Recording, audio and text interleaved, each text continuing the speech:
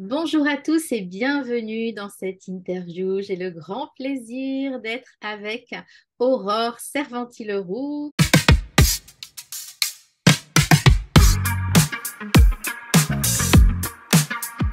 Comment vas-tu, Aurore? Bonjour Anne, je suis ravie d'être là. Je vais très très bien, toujours en ta compagnie de toute façon. Alors toi, tu vas venir, donc on est là pour parler des rencontres entre la médecine conventionnelle et les soins naturels qui auront lieu les 4 et 5 mars prochains, donc 2023, à Lorient, dans la salle du Palais des Congrès. Et donc toi, tu vas nous parler des talents innés, des bienfaits des talents innés en fait. Et du coup, est-ce que quand on passe à côté de nos talents, est-ce qu'on peut se sentir un peu dépressif ou on passe à côté de sa vie? C'est comment? Souvent la question, en fait, tu vois, qu'on se pose le plus, c'est, il y a deux questions principales. C'est à quoi je suis bon, tu sais, quelles sont les zones dans lesquelles, en fait, je suis vraiment bon au quotidien. Et souvent la question, c'est, qui revient souvent, ouais, c'est je me sens pas à ma place, je sais pas où est ma place. Hmm. Et effectivement, ça peut générer de l'anxiété, du stress déjà au départ, de l'anxiété par la suite. Et ça peut être quelque chose en fait qui est redondant dans notre quotidien et puis qui, tu vois, qui s'installe en fait avec le temps. Et ça joue beaucoup sur notre santé. Ça joue sur nos nerfs, comme on dit, hein, tu sais. C'est ça. Ça joue sur nos nerfs. Et c'est vrai que, enfin, souvent on dit, enfin, ça c'est vraiment de, je pense, de Martin Latulippe, hein, on dit sa zone de génie, développer sa zone de génie. Et surtout quand on est entrepreneur, il y aura beaucoup d'indépendants, de thérapeutes dans la salle ce jour-là et on va aller accentuer, enfin mettre le focus sur notre zone de génie et déléguer un peu le reste quand on peut déléguer. Donc, mais comment on Exactement. fait pour trouver ça, sa zone de génie? Est-ce que tu vas nous donner les secrets? Je vais pouvoir vous partager, oui, comment est-ce qu'on peut faire justement pour découvrir. Alors moi, j'aime bien parler de talent inné ou de talent naturel, parce que parfois on a l'impression que la zone de génie, tu sais, c'est quelque chose qui reste un peu de l'ordre du don, quelque chose, tu vois, qui est très rattaché à l'artistique, au côté créatif, sportif aussi parfois. Et c'est pour ça que j'aime bien de parler de talent, parce qu'on a tous des talents. Et c'est déjà la première étape, ouais, c'est de s'observer en fait. Mais comment est-ce qu'on fait ça? Comment? Comment est-ce qu'on fait pour observer quelque chose qui est naturel chez nous? Hmm, Justement, c'est ce dont on va pouvoir parler dans un tout premier lieu. c'est fou. Mais alors, comment on fait pour... c'est là, c'est en nous. Et comment on fait pour le cacher, pour perdre ça? À quel moment est-ce qu'on perd ça et comment, qu'est-ce qui se passe dans notre tête pour que on ne soit pas en accord avec ça, enfin qu'on soit un peu perdu. Et ça nous arrive à tous, hein. Donc, qu'est-ce qui se Je passe? pense, je pense que la première chose, c'est on n'en a pas conscience. On n'a pas conscience que chacun d'entre nous a des talents naturels. Comme je disais juste avant, on a l'impression en fait que ces talents, c'est quelque chose, tu sais, oui, comme un don, tu sais, qu'on devrait voir comme un nez rouge au milieu de la figure. Mais sauf que c'est tellement naturel que on n'a pas connaissance déjà de ce que peut être un talent. Et on n'en a pas conscience du coup dans le quotidien. Et ça, c'est vraiment quelque chose en fait où on peut passer à côté oui, d'une carrière, mais au-delà de ça, en fait, de quelque chose qui nous relie aux autres et qui fait que on peut justement se compléter les uns les autres. Et pour moi, si je veux partager un peu mon expérience Oui, personnelle, je, très naturellement, en fait, je crée du lien avec les gens. J'ai des talents naturels qui font que je vais naturellement vers les gens, je vais engager la conversation avec eux. Des fois, tu sais, quand je vais faire mes courses, ça peut être sur une tomate, tu sais, avec une couleur atypique ou quelque chose comme ça. Et la dame qui va être à côté de moi, par exemple, va regarder ça. Et je vais engager la conversation sur une tomate, tu vois. Et pour moi, j'avais l'impression, en fait, que tout le monde savait faire ça. ah Que oui, c'était facile, que c'était simple. Et c'est ça déjà, en fait, tu vois, ces deux choses-là, tu vois, qui peuvent nous mettre sur la piste et c'est facile, c'est simple, c'est naturel pour moi de le faire. Et comme pour moi, c'est naturel d'aller vers les gens et de créer du lien avec eux, et ben, il y a des personnes pour qui ça va être plus au niveau de la réflexion.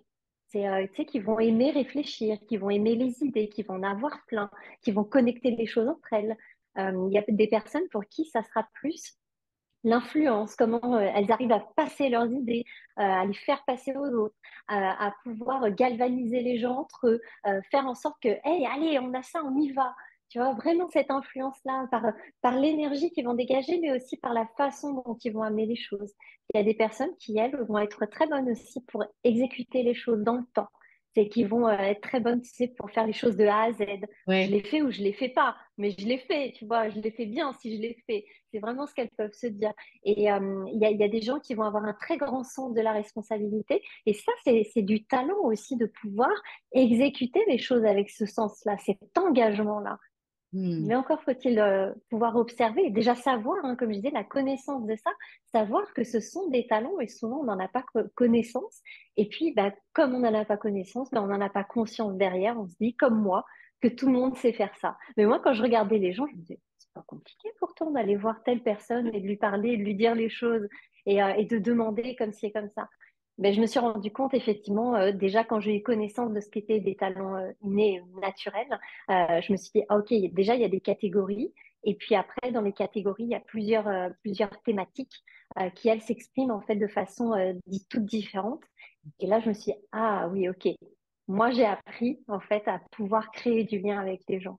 Et d'autres personnes, voilà, comme je le disais, bah, elles ont utilisé d'autres talents depuis qu'ils sont petits, puisque c'est là en fait que tout commence, depuis la naissance jusqu'à l'âge de 6 7 ans à peu près, où on apprend justement dans un environnement qui est stimulant d'une certaine façon, soit par les liens sociaux, soit par le fait d'être appliqué et engagé, soit par le fait comme je disais, hein, d'influencer, parfois voilà, de réfléchir à des choses, d'avoir des idées, des stratégies qui se mettent en place dans notre tête. Ben, chacun en fait a créé ça, une combinaison en fait incroyable.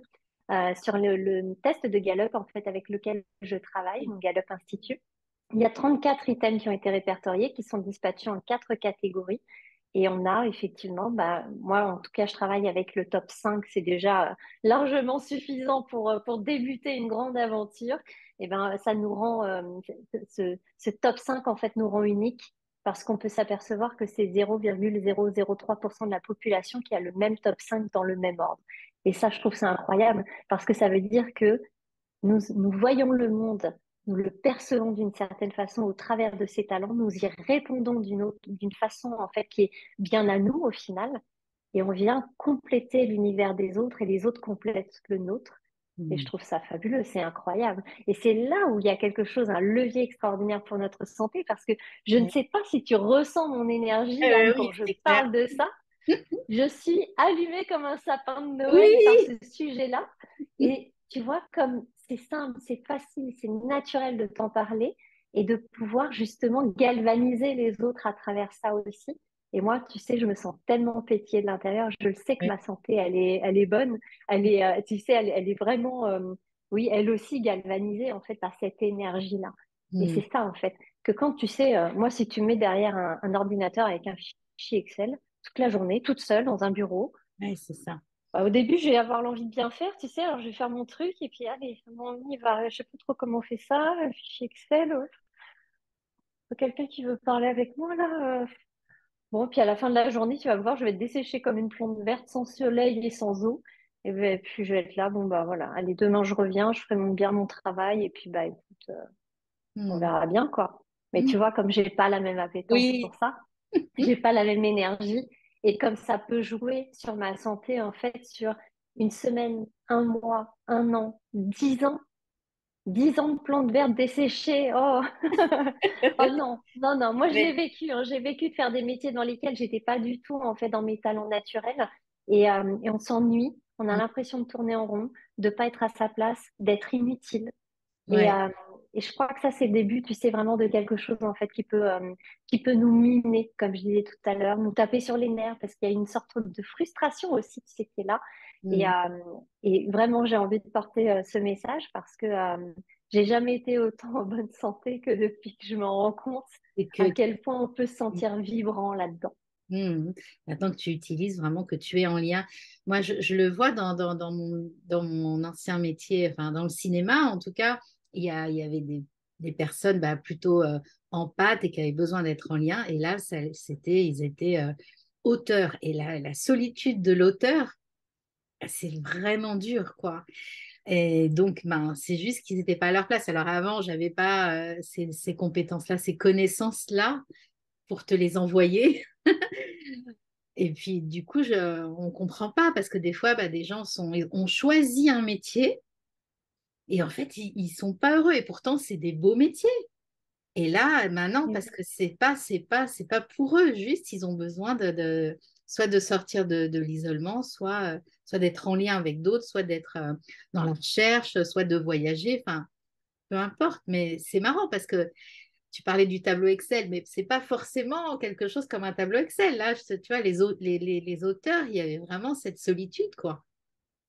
Pas pour tous, hein, mais pour certains, c'était, voilà, difficile. Il y a des personnes qui sont très à l'aise avec la solitude et pour elles, c'est pas du tout un Et, problème. ouais, Et c'est là où on va s'apercevoir qu'effectivement, il y a euh, les talents en fait naturels qu'on a, on les utilise de manière adaptée ou inadaptée. c'est Et ça. quand c'est adapté, bah pour nous, ça roule, en fait, c'est fluide. C'est fluide, comme je disais tout à l'heure, c'est naturel aussi, hein, vraiment. Tu sais, on se pose pas de questions. Pour nous, c'est évident que ça doit être comme ça ou de faire les choses comme ça.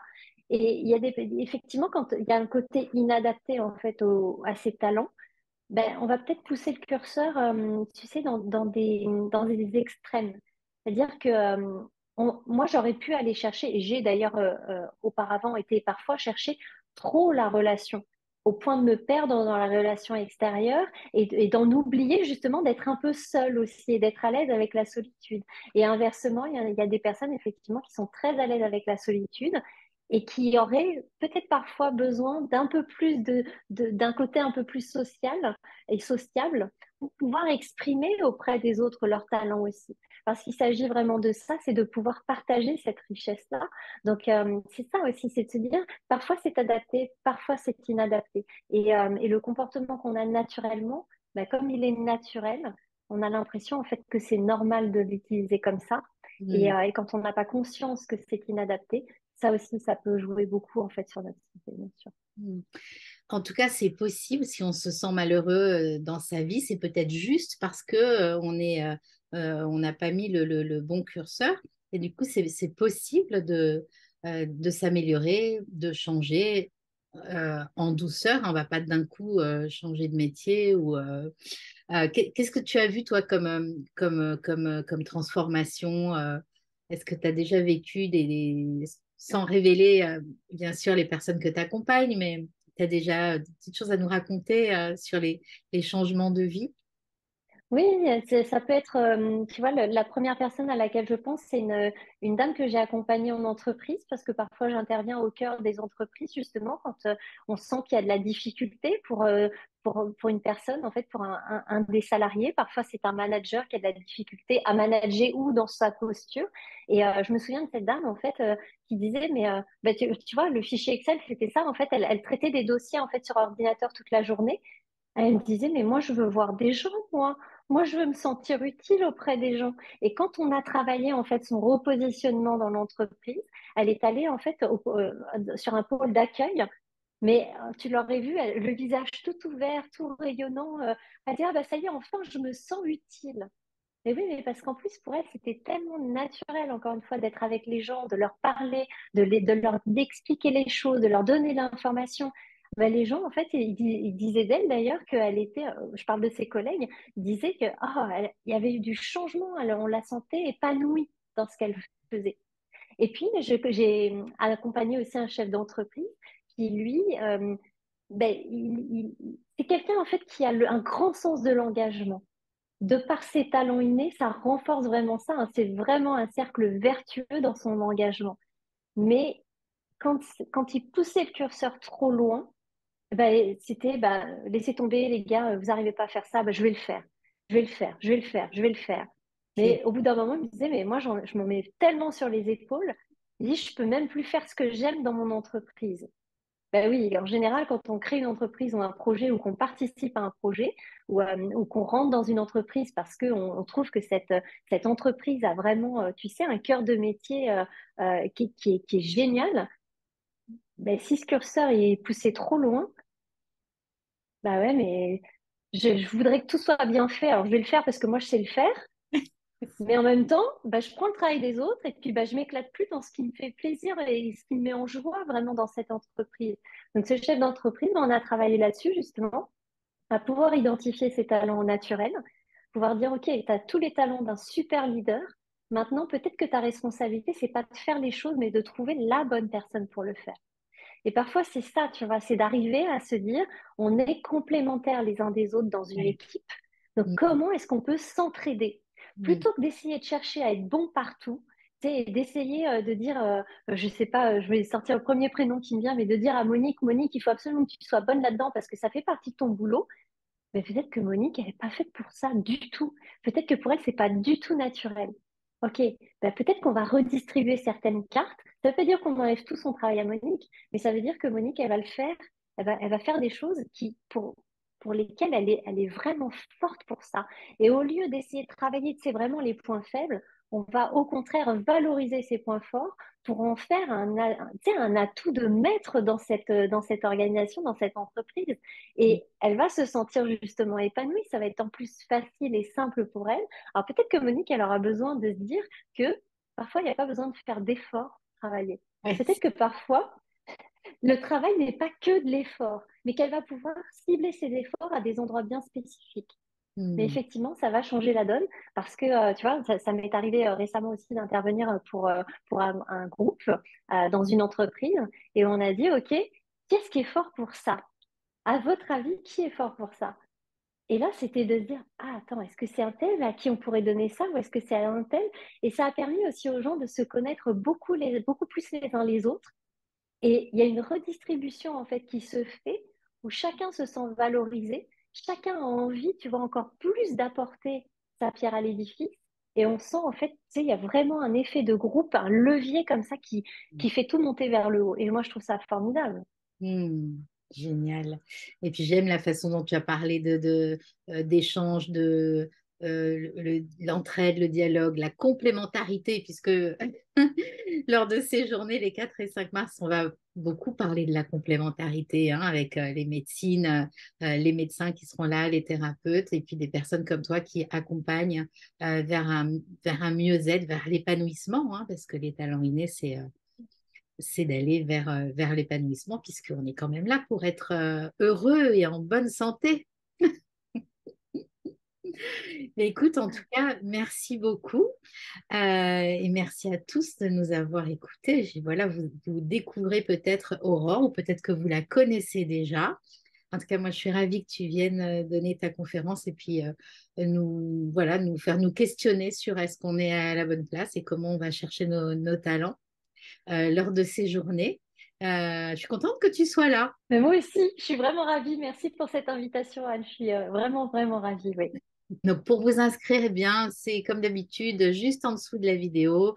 Voilà, il reste des places. Et donc, on vous dit à tout bientôt. On se retrouve les 4 et 5 mars avec Aurore et beaucoup d'autres. Je ne vais pas les citer, hein. Ils sont tous nommés dans le post. Et on vous dit à tout bientôt. Et merci Aurore pour ta présence. Merci beaucoup. Au revoir à tous.